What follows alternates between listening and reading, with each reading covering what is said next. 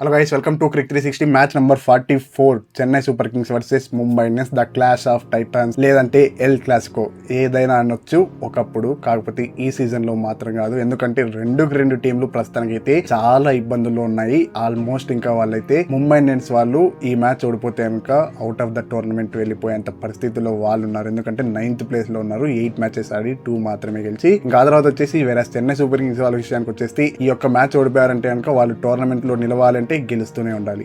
అట్లాంటి పరిస్థితుల్లో ఉన్నారు కాబట్టి ఈ యొక్క మ్యాచ్ అయితే చాలా ఇంట్రెస్టింగ్ గా ఉంటుంది. ఎందుకంటే ముంబై ఎలా అయినా గట్టిగా కంబ్యాక్ చేయాలని అయితే వెయిట్ చేస్తుంటారు. ఎందుకంటే మనం ముంబైని చూసాం కదా, అంత ముందు కూడా ఎలా బౌన్స్ బ్యాక్ అవుతారో వాళ్ళు. ఒక నో టైంలో 5 out of 5 మ్యాచెస్ ఫస్ట్ ఓడిపోయి ఆ తర్వాత వచ్చేసి టైటిల్ సాధించిన ముంబై కూడా మనం చూసాం. కాబట్టి ఈ యొక్క మ్యాచ్ అయితే చాలా ఇంట్రెస్టింగ్ గా ఉంటుంది.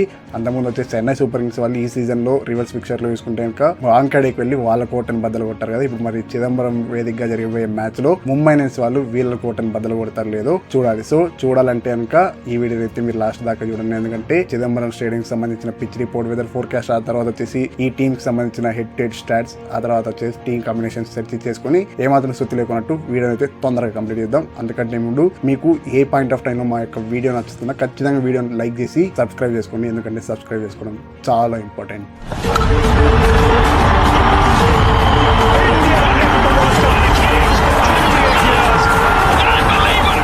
ఇక మ్యాచ్ జరుగుతుంది అక్కడ చిదంబరం వేదిక అయితే జరుగుతుంది కదా. విచ్ విషయానికి వచ్చేస్తే కనుక ఖచ్చితంగా బెల్టర్ ఫర్ బ్యాటర్స్ అని చెప్పాలి. ఈవినింగ్ మ్యాచెస్ మనం కొద్ది లో స్కోరింగ్ గేమ్స్ చూస్తున్నాం కదా, Gujarat Titans Chennai super Kings match కూడా మనం చూసాం. కాకపోతే ఇక్కడ నైట్ మ్యాచ్ కాబట్టి ఖచ్చితంగా ఇక్కడ బ్యాటర్స్ ఫర్గదాం అని చెప్పాలి. ఇంకా అందరూ చెప్పేది ఇనిషియల్ గా అండర్ ద లైట్స్ పేసర్ కి హెల్ప్ ఉంటుంది. స్టేడియం స్టాట్స్ ప్రకారం చూసుకున్నా కూడా యాక్చువల్ గా అంటే ఫస్ట్ బ్యాటింగ్ చేసిన టీమ్స్ ఎక్కువ గెలిచాయి అనమాట. అవుట్ ఆఫ్ 95 మ్యాచెస్ లో 53 వచ్చేసి ఫస్ట్ బ్యాటింగ్ చేస్తూ గెలిచి 42 వచ్చేసి సెకండ్ బ్యాటింగ్ చేస్తూ గెలిచారు. కాకపోతే ఇక్కడ మనం ఒకటి కన్సిడర్ చేయాల్సింది ఏంటంటే కనుక ఆ 53 మ్యాచెస్ ఫస్ట్ బ్యాటింగ్ చేసిన టైంలో అక్కడ ఈవినింగ్ మ్యాచెస్ కూడా ఉంటాయి కాబట్టి మోస్ట్ ఆఫ్ ద టైమ్స్ ఇక్కడ ఏమవుతుందంటే కనుక డ్యూ కూడా చాలా మ్యాటర్ అవుతుంది. సో ఖచ్చితంగా టాస్ గెలిచిన కెప్టెన్ ఎవరైనా కూడా బ్యాట్ సెకండ్ చేయడానికి అయితే నిర్ణయించుకుంటారు. అందులో మనకి యొక్క ఆశ్చర్యం లేదనమాట. మనం చూస్తున్నాం సిగ్నిఫికెంట్ గా పెరిగిపోయింది. ఇది టోటల్ గా గ్రౌండ్ యావరేజ్ చూసుకుంటే అంతకుముందు 170 ఉంటే ఇప్పుడు ఆల్మోస్ట్ మనం 200 పైగా స్కోర్స్ అయితే ఈజీగా చూస్తున్నాం చెన్నై వేదిక అయితే. యాక్చువల్గా ఒకప్పట్లో చెన్నై అంటేనే అబ్బా స్పిన్నర్స్ స్వర్గదాం అనుకునే వాళ్ళు. కాకపోతే ఇక్కడ బౌలర్స్ కూడా ఎటువంటి అసిస్టెన్స్ లేని పరిస్థితి అయితే మనకు కనిపిస్తుంది. కాబట్టి సో ఖచ్చితంగా టాస్ గెలిచిన కెప్టెన్ ఎవరైనా సెకండ్ బ్యాటింగ్ చేయడానికి అయితే నిర్ణయించుకుంటారు. ఇంకా వెదర్ ఫోర్కాస్టింగ్ విషయానికి వచ్చేస్తే కనుక త్రూ అవుట్ ద డే చూసుకుంటే ఎస్పెషల్లీ మ్యాచ్ టైంలో వచ్చేసి 31 degrees మాత్రమే ఉంటుందంట. సో ఇంకోటి వర్షం విషయానికి వచ్చేస్తే కనుక మనకి ఇక్కడ 5% కూడా ఛాన్స్ లేదు. సో ఖచ్చితంగా అయితే మనం ఫుల్ మ్యాచ్ అయితే ఎక్స్పెక్ట్ చేసే అవకాశం అయితే ఉంటుంది. ఇక్కడ టీమ్స్ వైజ్ చూసుకుంటే ఎట్టి స్టార్స్ టోటల్ గా వచ్చేసి చెన్నై సూపర్ కింగ్స్, ఆ తర్వాత వచ్చేసి ముంబై ఇండియన్స్ కి 40 అవుటింగ్స్ అయితే, అందులో వచ్చేసి ముంబై ఇండియన్స్ వాళ్ళకి కాస్త అప్పర్ హ్యాండ్ ఉంది. 21 గెలిస్తే ఆ తర్వాత చెన్నై సూపర్ కింగ్స్ వాళ్ళు వచ్చేసి 19 గెలిచారనమాట. ఖచ్చితంగా ఇక్కడ అప్పర్ హ్యాండ్ అన్నప్పటికీ దాన్ని బట్టి అర్థం చేసుకుని 40 మ్యాచెస్ లో 21-19 అంటే ఎట్లాంటి పోటీలు ఉండేవి ఒకప్పుడు. Mumbai Indians Chennai super Kings అంటే ఎట్లాంటి అవుటింగ్స్ మనం చూసేవాళ్ళము. ఇంకా లాస్ట్ 5 మ్యాచెస్ లో చూసుకుంటే ఇక్కడ ప్యూర్ డామినేషన్ అయితే ఖచ్చితంగా చెన్నై సూపర్ కింగ్స్ వాళ్ళే కనిపిస్తుంది. 5 మ్యాచెస్ లో 4 మ్యాచెస్ చెన్నై సూపర్ కింగ్స్ వాళ్ళు గెలిస్తే 1 మ్యాచ్ మాత్రమే ముంబై ఇండియన్స్ వాళ్ళు గెలిచారనమాట. ఇంకా ఆ తర్వాత వచ్చేసి చెన్నై సూపర్ కింగ్స్ ఏదైతే ఉంది కదా చెపాక్ వేదికగా జరిగిన మ్యాచ్ లో అక్కడ వచ్చేసి 9 మ్యాచెస్ లో చెన్నై సూపర్ కింగ్స్ వాళ్ళు 5 గెలిస్తే 4 మ్యాచెస్ వచ్చేసి ముంబై ఇండియన్స్ వాళ్ళు అయితే గెలిచారు. ఇక టీమ్ కాంబినేషన్స్ విషయానికి వచ్చేసి ఫస్ట్ చెన్నై సూపర్ కింగ్స్ విషయానికి వచ్చేసి గుజరాత్ టైటన్స్ తో జరిగిన మ్యాచ్ లో ఎందుకు సర్ఫరాజ్ ఖాన్ వచ్చేసి వాళ్ళు ఇంపాక్ట్ ప్లేయర్ రూపంలో తీసుకున్నారు నాకైతే అర్థం కాలేదు. ఆ తర్వాత వచ్చేసి కార్తిక్ శర్మ అని అతనైతే మంచి షాట్స్ ఆడుతున్నాడు, కాదనట్లేదు ఎవరైనా. 14 crores అయితే అతనికి వెచ్చించి తీసుకున్నారు. కాకపోతే ఆ డౌన్ ద ఆర్డర్ లో అతను ప్రాపర్ ఫినిషర్ గా సెట్ అవుతాడా అంటే ఐ డోంట్ థింక్ సో. ఎందుకంటే అతను టైం తీసుకుని ఆడే ప్లేయర్ లాగా కనిపిస్తున్నాడు కాబట్టి. సో ఇక్కడ కార్తిక్ శర్మ అవసరం అయితే ఉండదు. వాళ్ళు యాక్చువల్ గా అంటే ఎందుకు తీసుకున్నారో మనకు కూడా తెలియదు యాక్షన్ లో. సో కార్తిక్ శర్మని డ్రాప్ చేసేసి సర్ఫరాజ్ ఖాన్ ని రెగ్యులర్ ప్లేయర్ గా ఆడిస్తూ ఇంకా ముఖేష్ చౌదరి ఎలానో వచ్చేస్తారు కాబట్టి ప్లేయింగ్ 11 ఇలా ఫ్రేమ్ చేస్తే సరిపోతుంది. మీకు ఏమాత్రం కన్ఫ్యూజ్ లేకున్నట్టు ఒకసారి ప్లేయింగ్ 11 అయితే చెప్పేస్తా చూడండి.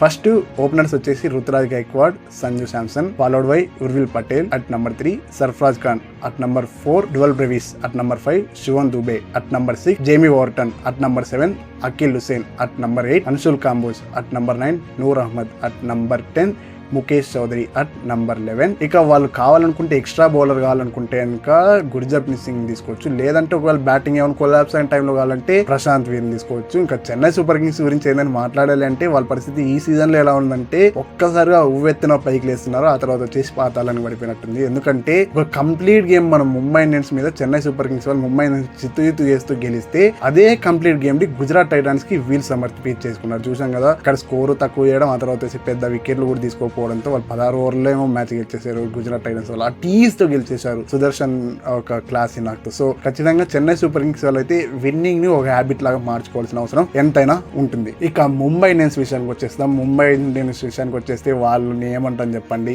ఏకంగా 240 రన్స్ వాళ్ళ బ్యాటర్ స్కోర్ చేసినప్పటికీ వాళ్ళ యొక్క బౌలర్స్ అందరూ ఆఫ్ కలర్ తో ఉండడంతో వాళ్ళైతే 240 రన్స్ ని కూడా డిఫెండ్ చేసుకోలేకపోయారు. సన్ రైజర్స్ యొక్క సునామీ ముందరైతే వాళ్ళు నిలబడలేకపోయారు అనుకోండి, అది వేరే విషయం. బ్యాటర్స్ కాస్తో కూస్తో పర్వాలేదు అనిపిస్తున్న బౌలర్స్ మాత్రం చాలా డిసప్పాయింట్ చేస్తూనే ఉన్నారు through out the season. Mumbai Indians కి అయితే బౌలింగ్ కాంబినేషన్ అయితే ఏ మాత్రం సెట్ అవ్వట్లేదు అయితే మనం ఖచ్చితంగా చెప్పాలి. ఇంకోటి ఏంటంటే వాళ్ళకి బాధాకరమైన అంశం ఏంటంటే జస్ప్రీత్ బుమ్రా కూడా ఈ సీజన్ లో చాలా ఆర్డినరీగా అనిపిస్తున్నాడు. ఏమన్నా ఆ టైర్డ్ లెగ్స్ ఉన్నాయో తెలియదు, మనకు వరల్డ్ కప్ ఆడేసి వస్తున్నారు కదా. స్టిల్ ఇప్పటికీ కూడా మీరు బాగా గమనిస్తే ఇప్పుడున్న ఈ 10 టీమ్స్ లోనూ on the paper strongest team ఏదైనా ఉందంటే అది ఖచ్చితంగా ముంబై ఇండియన్స్. కాకపోతే స్టిల్ వాళ్ళైతే పర్ఫార్మ్ చేయట్లేదు. పర్ఫార్మెన్స్ అనేది ఎప్పటికైనా ఇంపార్టెంట్, మనం ఎప్పుడైనా ప్లేయర్స్ తో పోల్చుకుంటే అని ఇప్పుడు ముంబై ఇండియన్స్ వాళ్ళైతే ప్రూవ్ చేస్తున్నారు అంటే. ఇంకా ప్లేయింగ్ లెవెన్ విషయానికి వచ్చేస్తే నేను ఏమంటానంటే ఆ పేస్ టీమ్ అయితే వాళ్ళు రెగ్యులర్ ప్లేయింగ్ లెవెన్ లో ఆడించడమే మంచిది. దీపక్ చార్ని, ట్రెంట్ బోల్ట్ ని, జస్ప్రీత్ బుమ్రా. అఫ్ కోర్స్ వాళ్ళకి ఒక 2-3 మ్యాచెస్ హాఫ్ కలర్ కనిపించినప్పటికీ